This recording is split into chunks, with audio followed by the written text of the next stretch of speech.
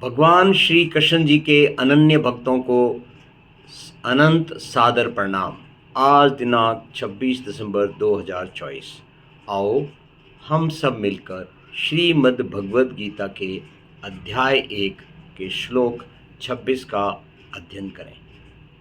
26 यानी 45। कल हमने 44 कर दिया था और आज हम 45 करेंगे। सबसे पहले संस्कृत में।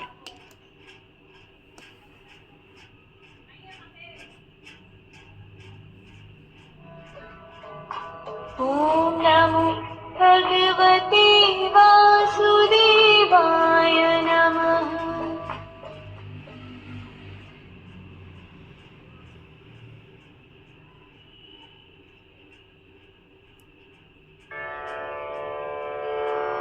अहो बत महत्पापम्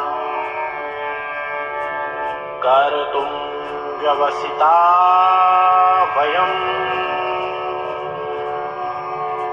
यद्राज्यसुखलोभेन हन्तुं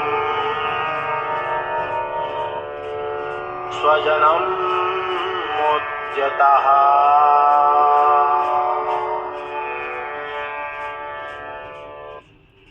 स्पष्ट शब्दों में अहो बत महत् पापम कर्तुम व्यवसिताः वयम यत् राज्य सुख लोभेन हंतुम स्वजनम उद्यतः।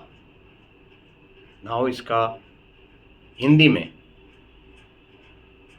अहो, बड़े शोक की बात है कि हम राज्य और सुख के लालच में बड़ा भारी पाप करने का निश्चय कर बैठे हैं और अपने ही कुटुंब का नाश करने के लिए तैयार हो गए हैं। इंग्लिश में। Arjuna's compassion refuses to fade. With a heavy heart, Arjuna says, "Oh, what a pity that we are so determined to get happiness and kingdom that we are also ready to commit the heinous crime."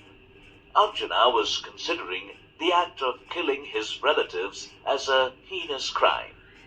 Repeatedly, he was thinking of how we could slay our relatives for the sake of getting the pleasures of the kingdom. He was foreseeing a bad omen in this and loss of religion.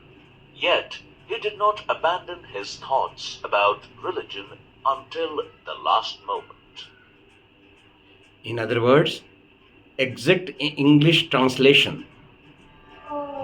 Alas, in greed for the pleasures of this kingdom, we have involved ourselves in committing a great sin that will lead to the destruction of our race. Now, Hindi में इसकी व्याख्या। अर्जुन का करुणा भाव शांत होने का नाम ही नहीं ले रहा। अर्जुन दुखी हृदय के साथ कहते हैं, ओह, कितने शोक की बात है कि हम सुख और राज्य पाने के लिए इतने उतारू हो चुके हैं कि उसके लिए जघन्य अपराध करने को भी तैयार हैं। अर्जुन परिजनों की हत्या करने को भारी अपराध समझ रहे हैं। वो बार बार सिर्फ यही विचार कर रहे हैं कि भला कैसे हम राज्य सुख पाने के लिए अपने ही संबंधियों का वध कर सकते हैं। अर्जुन को इसमें अनिष्ट दिखाई दे रहा था, धर्म की हानि नजर आ रही थी। फिर भी उन्होंने आखिरी क्षण तक धर्म का विचार नहीं त्यागा। अब इसका हम सुरीली आवाज में समापन करते हैं। हम राज्य सुख के लोभ से हाँ पाप ये निश्चय किए, उद्यत हुए संबंधियों के प्राण लेने के लिए।